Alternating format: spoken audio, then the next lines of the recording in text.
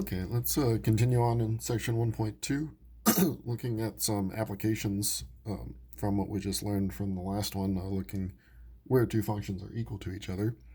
So a good example of that would be to find where cost and revenue are equal. So that would be the break-even point for the total cost of producing something. So in this example, we have first a cost function of 130x plus 12,600. So that would mean you have a fixed cost of 12,600, and then each unit costs you 130 to make or to produce. And you have a revenue, very simple one, that's just 200 times x. So that would just be interpreted as you're selling them for 200 each. So a $70 difference between the two, but of course you need to make up from that for that fixed cost at some point. So there'll be some value of x where the cost and revenue are the same. Of course, this one's a fairly easy one to solve. We just set each of these equal to each other. So I'll just put at the beginning here, revenue equals cost.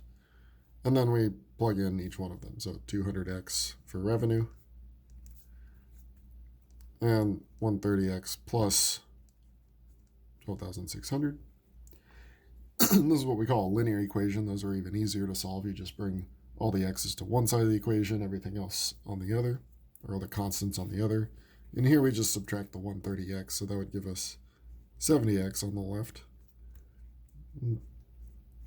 12,600, and then divide by 70. So you get 180. And this would be units, since that's what x is measuring. So that means the break-even point, so if you produce 180 units, then your cost and revenue are the same, so you've broken even. And that would mean anything less than that, you're losing money, and anything more than that, you're making money. You're making profit. Okay, the next one, we want to sort of set up, sort of do the same thing, but we need to set up what the cost and revenue functions are going to be. So we have a part-time business with an initial investment of $21,000. Then a unit cost for the product is $11.50. And the selling price is going to be $19.90. So we first want to find the cost and revenue functions, and then once again find the break-even point, and we'll take a look at profit as well. So first, cost. We saw from the previous problem there's a unit price or unit cost and a fixed cost. So the unit cost is how much each item costs you to make, so $11.50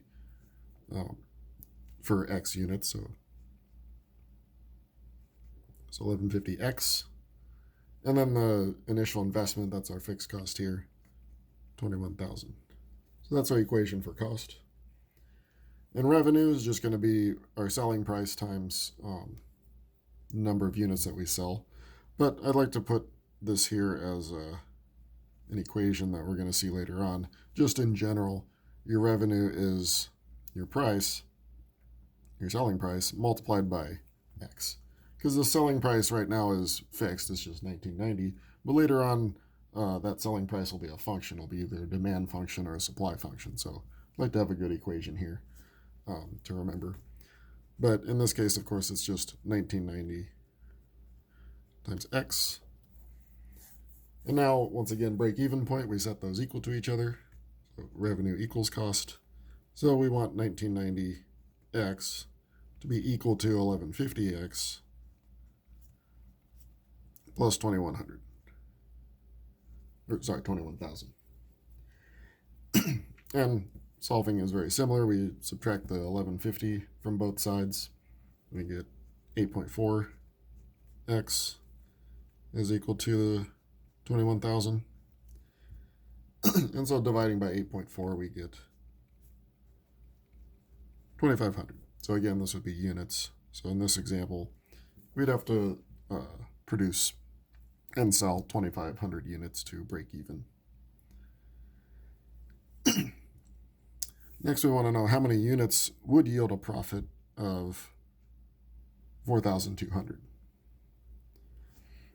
So it's a good opportunity to circle this one since it's an important function or important equation in business.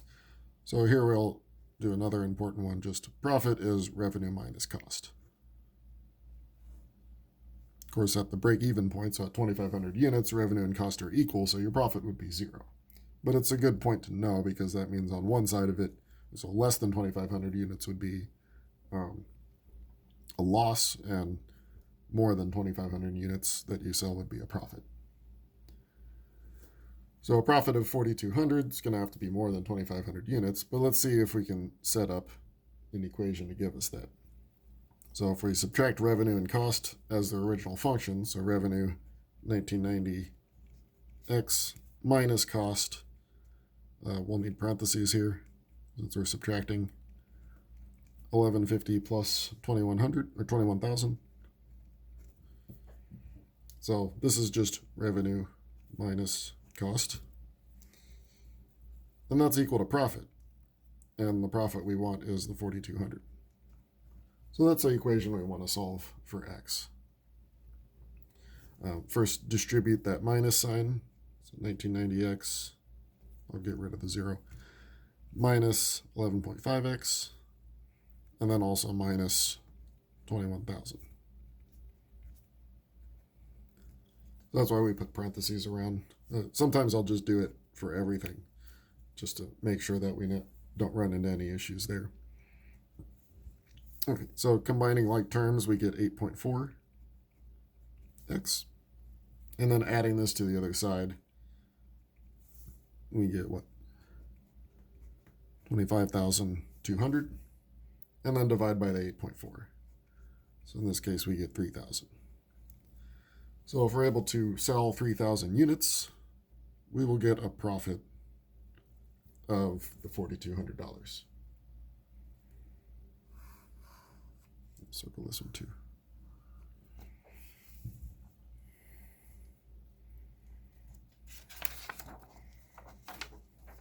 Okay, let's continue along.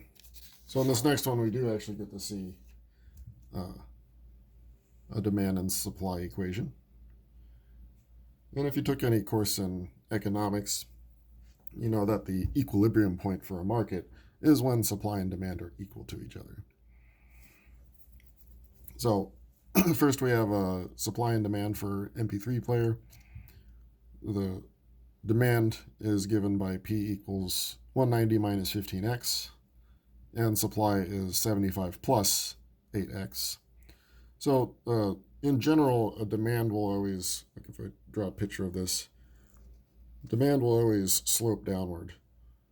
This is our demand. And supply will always slope upwards. So that means at some point they should cross each other, and that'll be the equilibrium point. In this case, they're both lines, but later on we'll be looking at demand and supply equations that aren't necessarily lines, maybe some other type of function. But they'll still have that same, the demand will be decreasing and the supply will be increasing. So just like before, the equilibrium point is the same as the break-even point that we saw before. So we're just going to set these two equal to each other. So 190 minus 15x is equal to 75 plus 8x. Another linear equation, so we want to move all the x's to one side, all the constants to the other. So if we add 15x here, we'll have 23x on the right. And if we subtract the 75, we'd get 115 on the left. Now we just divide by 23. So x is the number of MP3 players. So if the number is 5, we would have the break-even point. We'd have the price where the market would settle at. So if we could plug that back into either of them, we'd get the same value. If we plug it in, say here, we'd get 40 plus 75, so that's 115. So that would mean the price would settle at $115.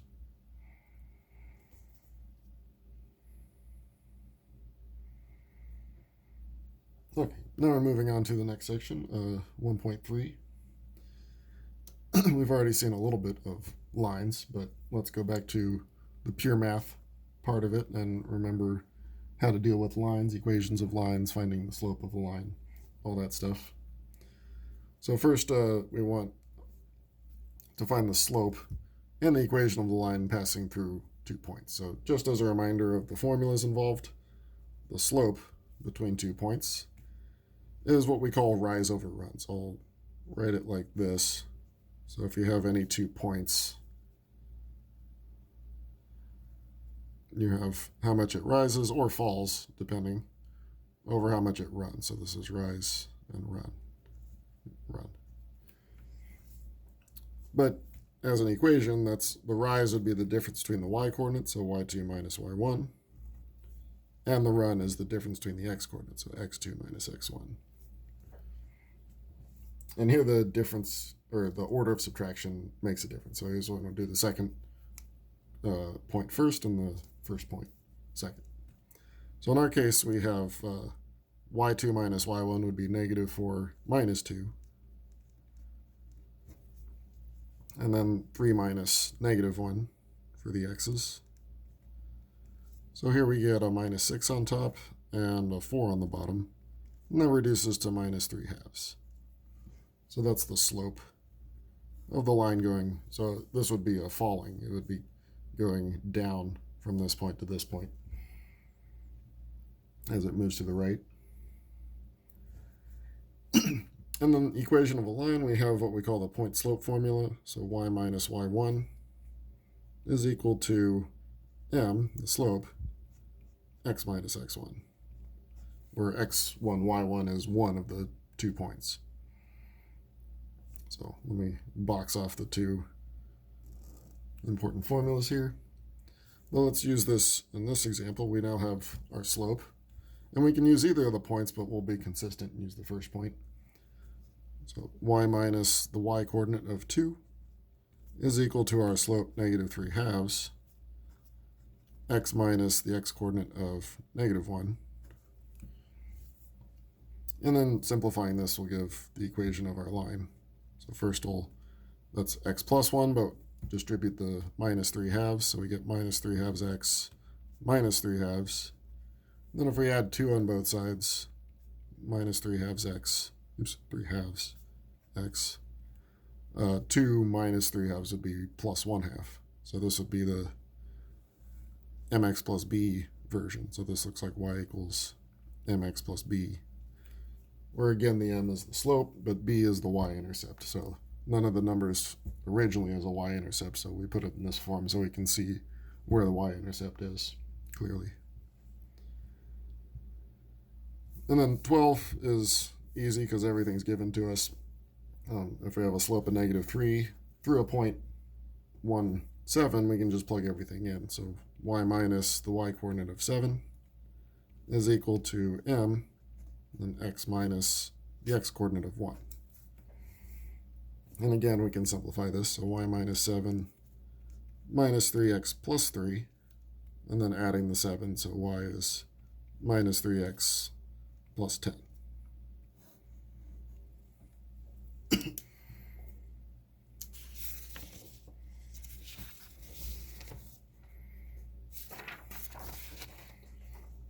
Okay, again, just doing some examples with graphs. If we're put in slope-intercept form, it's pretty easy to come up with the graph. We first start at the intercept of minus 2, the y-intercept of minus 2. And then the slope, 3 over 4, tells us how to get to a second point. So rise over run, so that means we go up 3 and over 4 to get to a second point. You can also sort of work backwards. If you go down 3 until left 4, you get another point. So the line would be going through these points.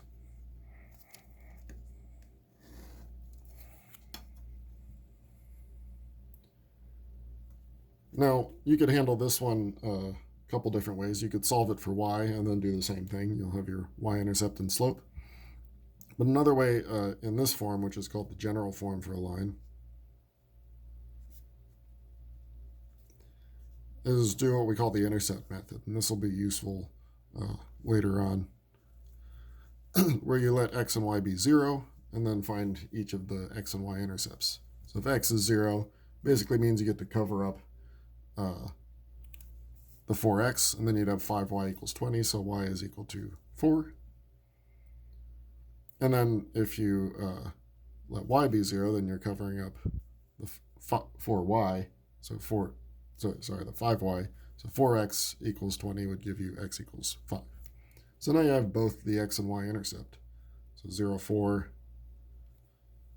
5, 0. And so the line would go through those points.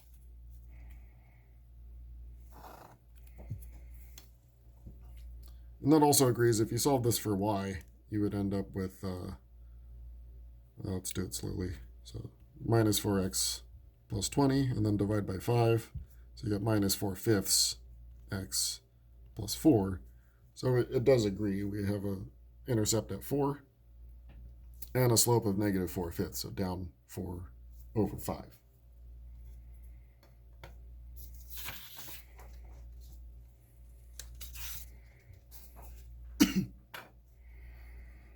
Okay.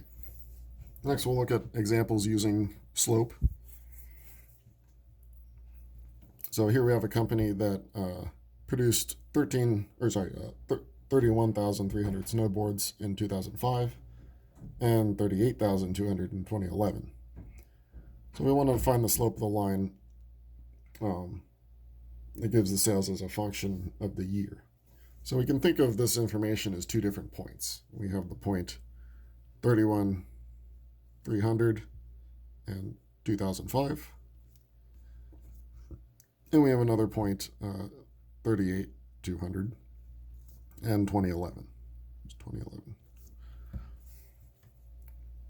And so our normal slope formula, 38,200 minus 31,300 over the difference in the years, 2011 minus 2005. In this case, we get 6,900 over 6, which comes out to be 1150. Now this is something that we can interpret, a slope. You look at what's being measured on the top and the bottom. So this is snowboards on the top, and this is years on the bottom. So this would be snowboards per year. So that way we're able to interpret what the slope means in an application like this. And then also, if we're given a linear equation, we should be able to interpret the slope and the intercept.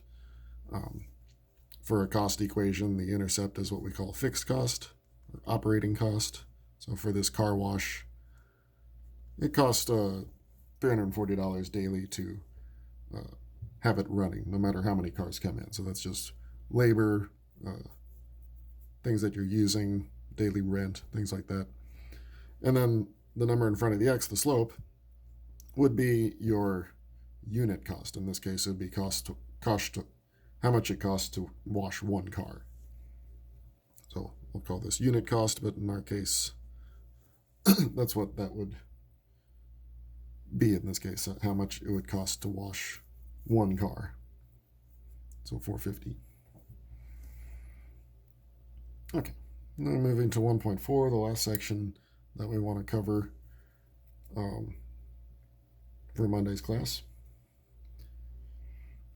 So in this section, we look at functions. We've already kind of been looking at functions already, but we want to look at all the mathematical properties of functions that we'll be seeing later on that you've most likely already seen in an algebra course.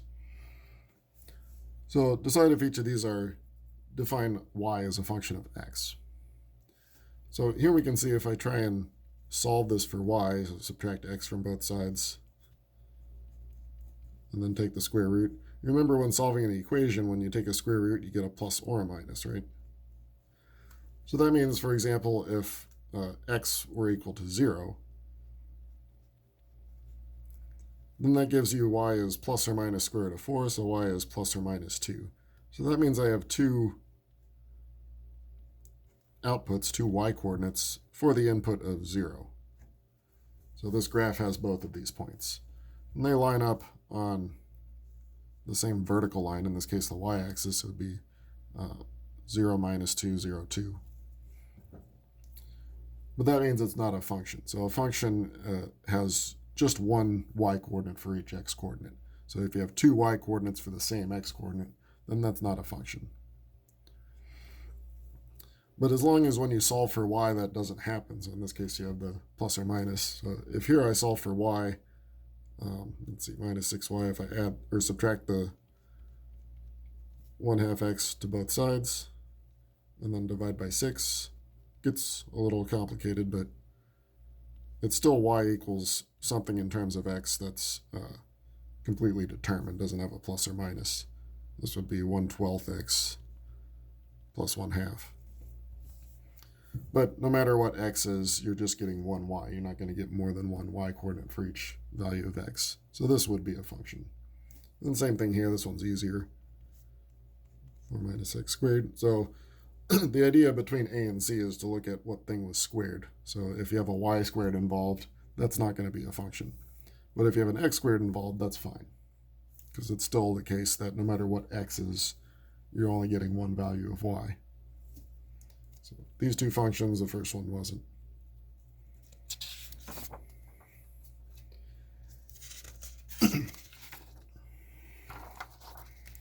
Next, we want to look at working with functions, in particular plugging into a function, or using this functional notation. So here we have f of x is 2x squared minus 5x plus 1. So that means whatever x is, we're going to replace each of those x's in the equation with that input.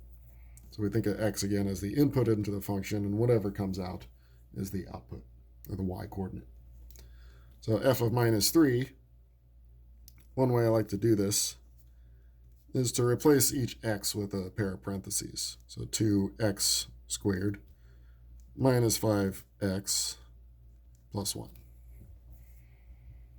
Really, this is the same thing. The x is what we would call a placeholder. It just holds what the input is going to be. We just call it x because we don't know what the input is just yet. So really, this and this look the same to me. It's still something unknown. In this case, we put parentheses as like a blank place, or a blank space. But we want to know what it is at minus 3, so we replace all of those parentheses with a minus 3. And of course, parentheses so that we get the order of operations correct.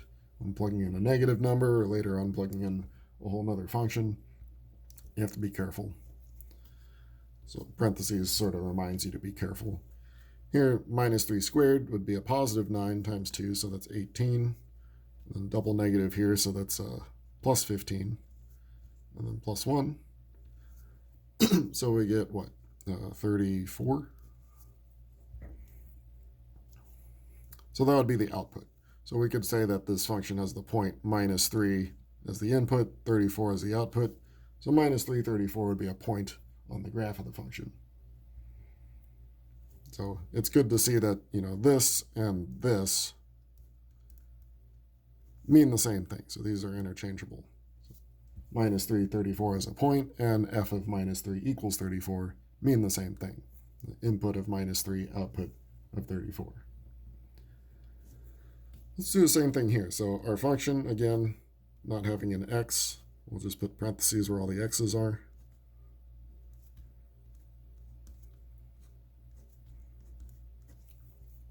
And I'll drive this home even further by using a marker. So 2 plus h is what we're going to be plugging in to each of those parentheses. So 2 plus h is our input. Now we have to be even more careful.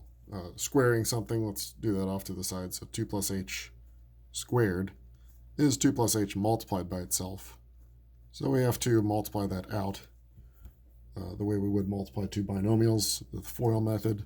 You get 4 plus 2h, so 4h, and then h squared. And then all this is being multiplied by 2. So in the end, we'd have 8 plus 8h plus 2h squared. So this was all from this here. But the rest of it's not too bad. We distribute the minus 5. Notice we can't distribute this 2 because of the square. But if there's no power here, we have no problem distributing.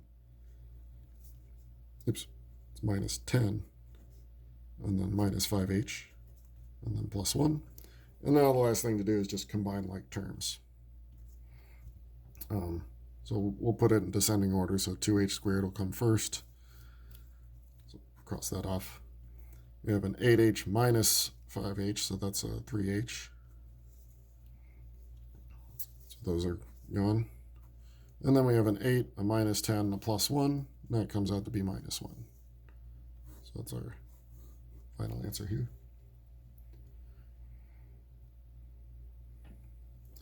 And now this last point, what we're sort of been leading up to here is what's called the difference quotient. And that's going to be a key part in looking at calculus and studying the derivative. So first, f of 1 plus h, similar to f of 2 plus h, so it'll be 2 times 1 plus h squared minus 5 times 1 plus h, and then plus 1, and then minus f of 1. So f of 1 is just plugging in 1, so that we would get 2 minus 5 plus 1, so minus 3 plus 1. That's what? Minus 2. All of that is over h.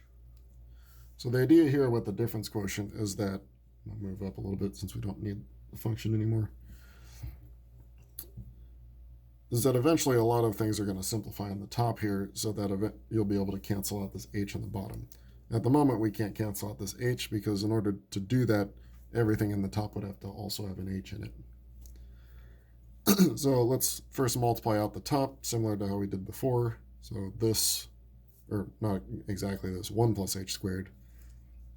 So that's 1 plus 2h plus h squared. Multiplied by 2, so we get 2 plus 4h plus 2h squared. And then distribute the 5, so minus 5 minus 5h plus 1, and then plus 3. Or sorry, plus 2.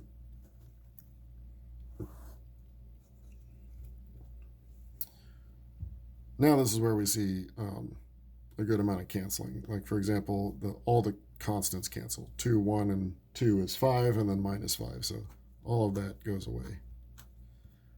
And then combining some like terms, we have 2h squared minus h, putting these two together, all over h.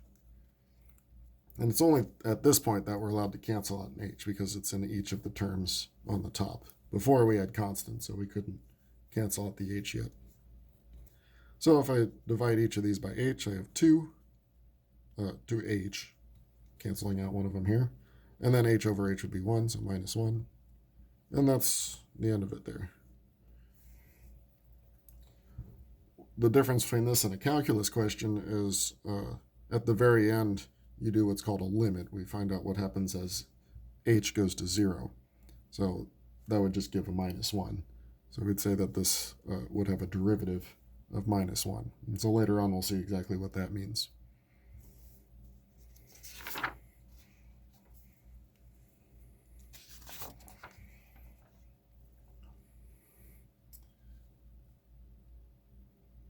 Okay, next we have more properties of functions, like finding the domain and range of a function. So before we get into equations, because domain feels a little bit different when we talk about an equation, we first want to think of domain and range as just what the function covers left and right, or left to right, and what does it cover bottom to top. So domain you want to think of as left to right, and range you want to think of as bottom to top, or up and down. So our first function, if I look at it from left to right, well, these are supposed to be arrows here, so it continues to the left forever, but it never gets past the point 3, going to the right. So we would say that the domain for this function doesn't have a left endpoint, so we would say it goes towards minus infinity, going to the left, but it ends at 3. It doesn't go any farther than 3. But it does include 3, so with our interval notation, we put a bracket whenever we want to include that endpoint to the interval. For range, we look bottom to top. That put it in that order because, top to bottom isn't how you look at it really. You start at the bottom and work your way to the top, but it goes down forever and up forever and doesn't skip anything in between. So we'd say the range is just all real numbers, or minus infinity to infinity would be the interval. Next example is one from trigonometry, where this is just a piece that ends here and ends here, so it doesn't have an arrow that continues forever. So again, left to right, it starts on the left at -1 and ends on the right at 1. So our domain would just be